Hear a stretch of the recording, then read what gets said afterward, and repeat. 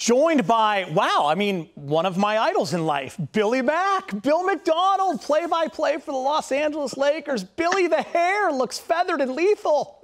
Oh, my God, run your fingers through it. Gator, what's up? What are you doing wearing a jacket, by the way? We're trying to... Makes you wear a jacket. Billy, we're trying to show some form of professionalism around decorum, I understand. Yeah, I ditched the tie. Billy, real quick, before we get into things, because I'm so happy to have you here. The backdrop, Tower 5, Corona Del Mar, is that what we have back there? Big Corona Del Mar State Beach. Spent many a long day there growing up, and still, that's my spot. There it is, right there. It's here in the family room, so I can see it. And look at this. You can with the light, you can make it. Oh wow! Look at that, Billy. I got a question. Come on, that is so solid. Best beach volleyball player, Tower 5, your era. I'll never forget. Well, I used to play with Louis, Brian Lewis, all the time down at Tower 5. But my best memory of Corona Del Mar State Beach and Big Corona was back when the AVP went there, and I watched Menges and Lee dominate one year, and it basically changed my life. Oh, that's and then, awesome. Of course, I got a chance to work with you and Marlo and Sunday and everybody else and for all those years. So it's good to see you, man. You hanging in there? Yeah, man. It's good to see you, too. You and I have seen each other once before on a Zoom call with our Laker crew. Jerry Weinstein, our director, Mark Shaw, our producer. So that was really cool. Jared Stacy, who used to work here. So that was kind of nice to all of us to finally see each other's faces. We have a text chain that has been going on for a long, long time regarding Laker basketball. And it's definitely been tough, Billy, to lose these games. And we're having such a fun season. I know no sports is killing you just like me, man. I mean, you and I live for it, right? Yep. Yeah, by the way, can I go all Roger Goodell on you and do this? Absolutely. How good was that moment? Yeah, I mean, we're doing what we have to do right now. I mean, the priorities are where they are. We're all hoping that sports is going to come back. And I guess we're all getting our fix somewhere, somehow. I haven't been watching a ton of sports. We're all kind of binging on one thing or another. I've watched some of my Laker highlights, obviously not my Laker highlights, my team. I'm a lifelong Laker fan. When they're showing some of the old games on television, I check out Instagram every single day. In fact, today the Lakers posted a great Eddie Jones tribute post with Chick doing the play-by-play. And anytime you got Eddie Jones and Chick doing play-by-play, it's a great day to listen to and to watch. I've been watching the Angels on their World Series run. Yep. I've always got the Golf Channel going because I'm a golf guy. Even though they're old tournaments, I know what's going to happen. It's on. But, yeah, we miss our sports. We miss our live sports. And Laker fans, we're there with you. We are feeling the pain with you. And we're thinking about you every day, aren't we, Geeter? We are for sure, Billy. And we're all trying to keep in touch as well. And did you miss the Masters, Billy? Was that the one that jumps out for you, or was it March Madness or baseball? Yeah, I mean, I just, you don't realize what you missed till it's gone. I mean, everybody always says that, right? And I think the energy of the fans and being at the site is really what we may miss when we come back. I mean, everything is all out on the table, but we just like to get sports back in general. But I think the energy of the fans might be missed until it's safe for everybody to come back in. But, yeah, the Masters are going to play it again in November. So that should be an interesting fall. The fall is going to be crazy with everybody trying to get their seasons in. It's going to, basketball hopefully will be starting up again. Hopefully we'll finish this year and then we'll start up again. Football will be there. Baseball will be winding up. Golf will be there. It's going to be nuts, but we're all looking forward to it. We're looking forward to it. Billy, you're like me. You grew up in SoCal, and everyone who knows you or listens to you knows that you're a lifelong Laker fan. All your days of working at Fox Sports, you've covered every team there is here in the Southland, all the way from high school to professional. But, Billy, how much do you miss this Laker team? This is your 9th year doing play-by-play. This was shaping up to be a special year. Special for everybody. The energy and the chemistry and the entertainment value, and obviously winning basketball games. We knew it was going to be something special because you had AD coming up, and LeBron was back for a second year, and then the front put together a really nice mix of players, young, old, veterans, championship, pedigree, and from day one you knew it was going to be special, and it was. And there's singular moments, obviously, that we can think about. And it's been a roller coaster year, of course, with the loss of Kobe and Gigi and everyone else a couple of months ago. But there have been a ton of highs also. And I miss it, and everybody else misses it. And let's hope that we have a chance to see if they can finish this goal, because obviously a championship contender, and they can win this whole thing. But the chemistry, Geeter, has been off the charts. And you know that, I know that. And to be around this team, that's what makes it so much fun. Other than winning basketball games, just seeing the joy that they've had playing the game and also winning to go along with it. Billy, I think you bring up a great point. And for those of you that travel, Michael, John Ireland, Mike Trudell, you guys are seeing it firsthand. You're on the plane. For you, you have a great relationship. You talk about chemistry. Your longtime friend, Stu Lance. Give us a little insight. How much fun was Stu having this year? Because the last few years were not easy for him. All right, let me give you an update on Stu, first of all. Yes. If there was anybody that was prepared for a lockdown of this sort, it's the great Stu Lance. No doubt. Well, we call him Count Stucula sometimes. He'll just draw the drapes and he'll be in there all day. That was a Michael Thompson nickname. MT, nice job. But Stu is doing well. I want everybody to know Stu and Linda are doing great. They can't see their family as much as they want. They have a family, and it's so close, but they're doing their social distancing thing. But this is perfect for Stu. Just he's the ultimate homebody. I think during an off season, ladies and gentlemen, I think he leaves the house about 4 times, like during the entire summer. But 6 years, Geeter, 6 years we haven't gone to the playoffs. Stu has been there through some of the greatest moments, working with Chick for all those, especially all those championship moments, and he was really enjoying this year. But first and foremost, has said to me, and I contact him, we talk times a week, that he understands the Bryants are. Yeah. Stu was absolutely loving it, reinvigorated, re-energized. We all absolutely were. So he's thinking about it all. He would love to see the season end some way, somehow. Yeah, Billy, I mean, do you think it does? I know you don't have inside information, but what do you think happens here?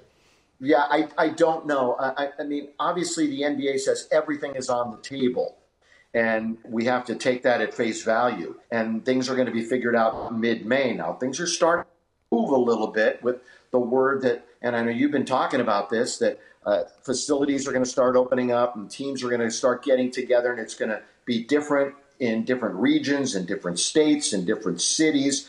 But it doesn't mean everything's going to come back for sure. It's a nice start.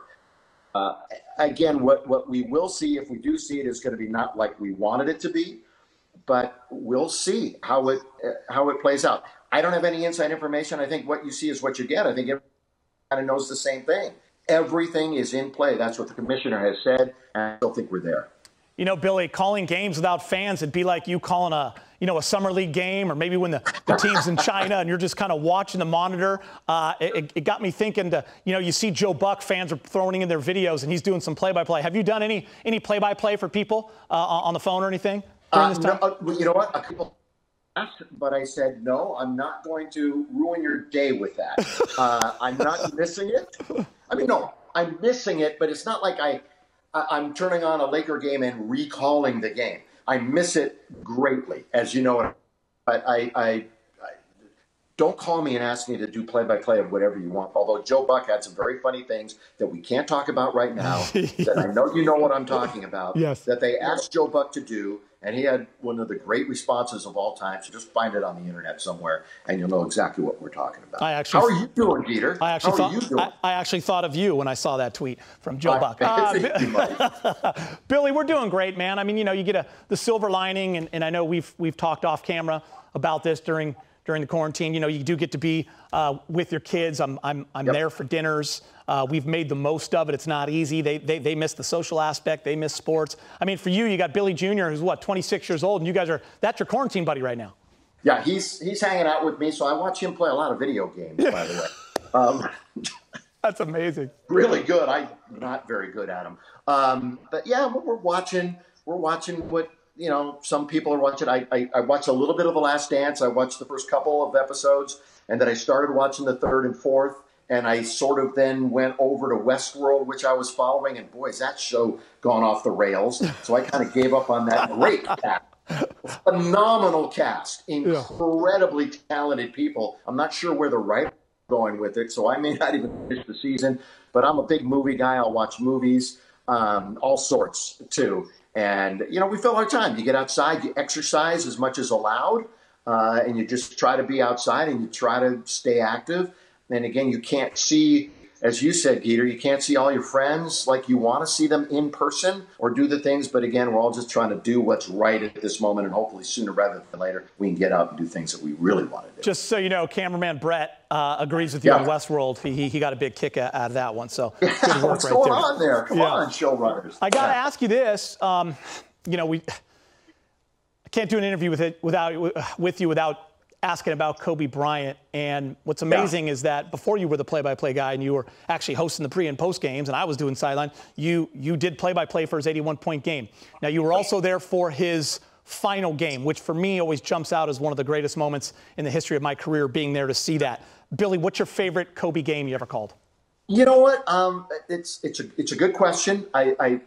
81 kind of came out of nowhere, as most people know. I was the pre and the post game guy, halftime guy, and who was doing the play-by-play at the time had to actually go do a football. And I think it was the NFC or AFC championship game. It's filled in with Stu, and we didn't know it was going to be what it was. In the second half, when I turned to Stu and I said, "Ooh, wow, this is special." 55 in the second half to come back and win the game. 81 is always going to be unreal, and 60, like you said, it was the ultimate farewell for one of the greatest athletes that you'll ever see.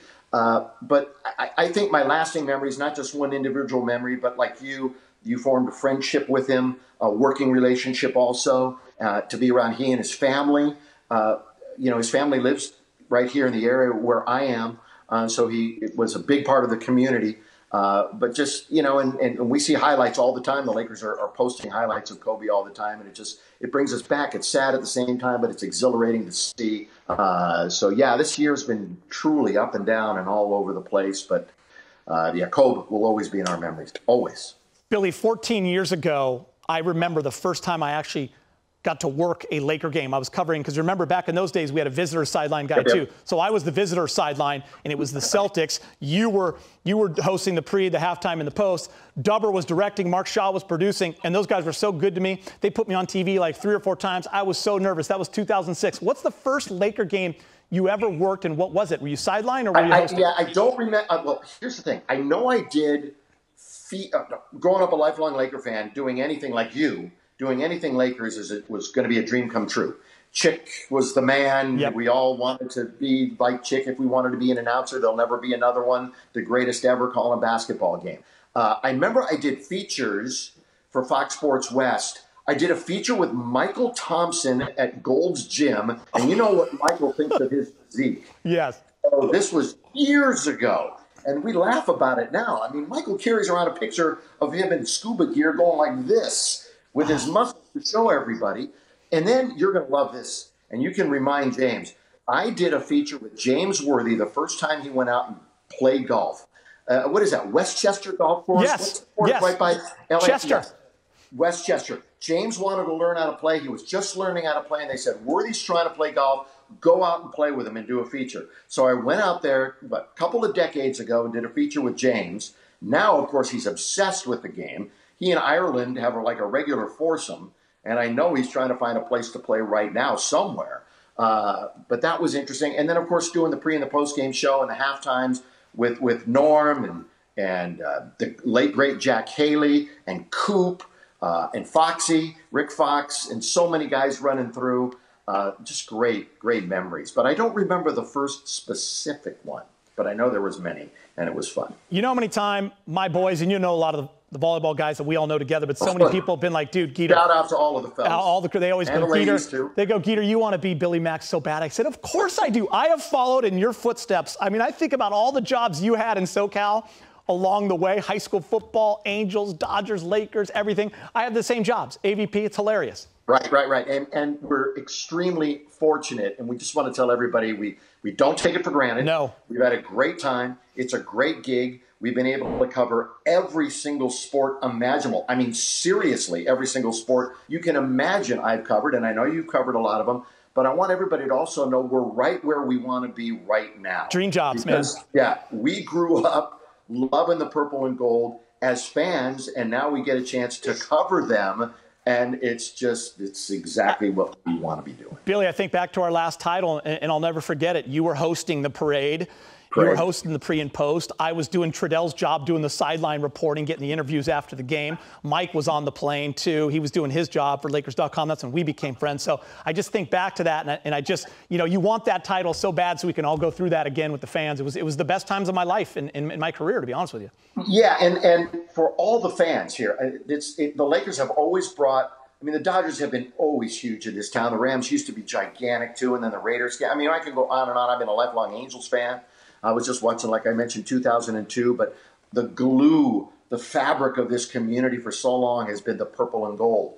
And I know what another title would mean to everybody, not just you, not just me, not just all of us working together, but it's the fans. And that's, I mean, you and I, when we walk around the community, obviously you don't see as many people these days, unless you're out just walking and stuff, but everybody still, when they do see you, what's going on, what's happening, how the Lakers, how's Stu, how's everyone.